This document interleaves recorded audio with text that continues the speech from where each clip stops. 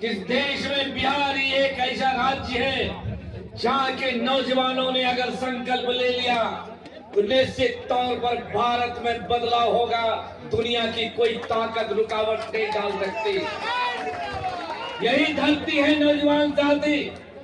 जब पूज्य बापू महात्मा गांधी निराश और हताश हो गए थे, पूरे देश में दौरा करने के बाद जब अपने गुरु गोखले से मिले थे तो निराशा हाथ लगी थी, हताशा से उन्होंने अपने गुरु गोखले से कहा था कि मेरी इच्छा है, मैं तो चाहता हूं कि देश गुलामी की जंजीर से मुक्त हो।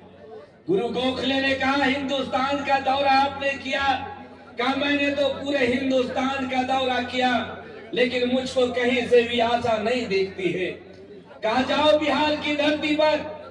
और वही पूज्य बापू महात्मा गांधी जब बिहार की धरती पर आया और बिहार के नौजवानों ने जब साहस और भरोसा दिया, वही जाकर के गुरु गोखले से गांधी ने कहा कि पूरे देश का दौरा तो किया, लेकिन बिहार के नौजवानों में वो साहस और ताकत है, बिहार की धरती में वो ऊर्जा है कि ये जंग आजादी की लड़ाई लड़ी ही नहीं जा सकती है, बल्कि जीती ही जा सकती है। और यहीं से गुलामी की जंजीर को तोड़ने का संकल्प लेकर के बिहार से पूज्य बापू महात्मा गांधी गए।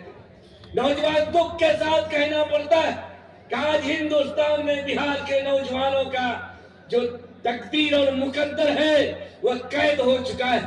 आज क्या कारण है? कर्नाटक, केरल, तमिलनाडु, असम, बंगाल, बम्बई, महाराष्ट्र, दिल्ली का नौजवान भौसी के खेतों में काम करने नहीं आता। लेकिन क्या वजह है, क्या कारण है?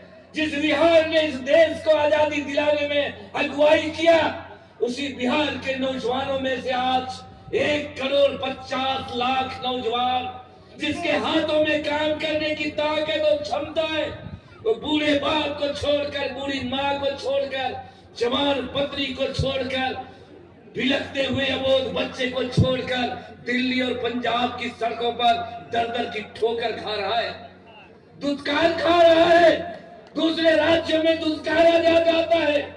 लेकिन नौजवान साथी 17 महीने के अंदर ही तेजस्वी यादव की सोच, उन्होंने सोचा हम बिहार के नौजवानों को बिहार में रोकेंगे।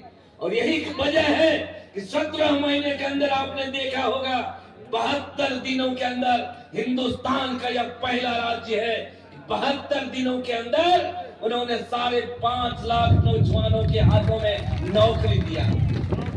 संकल्प तो 10 लाख देने का कि अगर बीच में उन्होंने घोषणा किया था अगर मुझको मुख्यमंत्री की ताकत आप नौजवानों ने हाथों में सौंपा तो मैं 10 लाख नौजवानों को नौकरी दूंगा। जैसे ही डिप्टी सीएम का पद उनको मिला, उन्होंने शुरू किया और 5.5 लाख नौजवानों के हाथों में नौकरी दिया।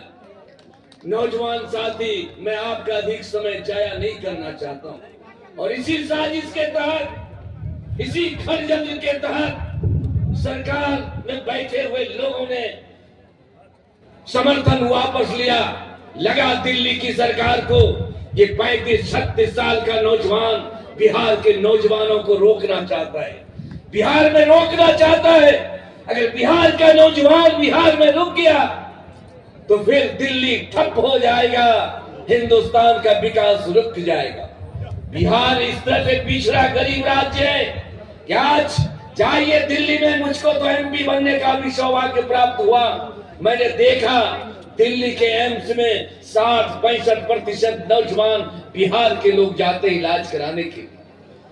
बिहार में कोई इलाज का साधन नहीं है, इसीलिए तो माननीय नेता तेजस्वी यादव ने घोषणा किया है कि पढ़ाई, दवाई, सिंचाई, कमाई, सुनवाई और कार्रवाई की सरकार चाहिए। और एक तरफ जो धाराएं चल रही है मनुवादी धाराएं, दूसरी तरफ अम्बेडकरवादी धारा है। ये मनुवादी व्यवस्था लाना चाहती है, ये चाहती है कि देश में अनपढ़ गंवार जाहिल लोग रहे, ये चाहती है कि बिहार के नौजवान दर दर की ठोकर खाता रहे। और शिक्षा के संदर्भ में भी कई वक्ताओं ने बताया है कि केंद्र सरकार ने जो नई शिक्षा नीति लाई है उससे स्पष्ट हो गया कि अब गरीब लोग, बेसहारा लोग, निर्बल लोग अपने बच्चों को शिक्षित नहीं कर पाएंगे। नौजवान साथी, आप होनहार हैं, जयप्रकाश नारायण यादव को आप अच्छी तरह से जानते हैं। ये जब केंद्र में मंत्री बने थे तो पूरे देश ने इनके कामों की तारीफ की थी। मैं दावे के साथ कह सकता हूँ, जयप्रकाश नारायण यादव अच्छा और सच्चा नेता है, निर्विवाद नेता है, बेदाग नेता है, गरीबों का नेता है।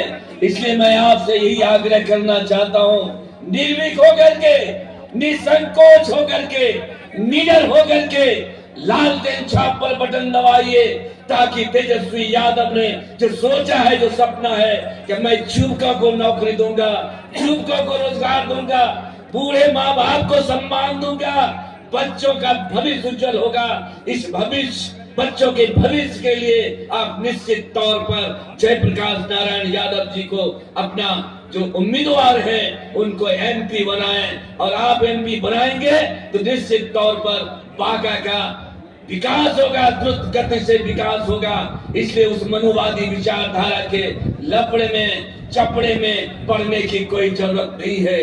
ना सर झुका के जियो, ना सर छुपा के जियो, ना सर झुका के जियो, ना सर छुपा के जियो, जिंदगी का एक दिन कम ही जियो, मगर लालटेन को जिता के जियो, लालटेन को जिता के जियो।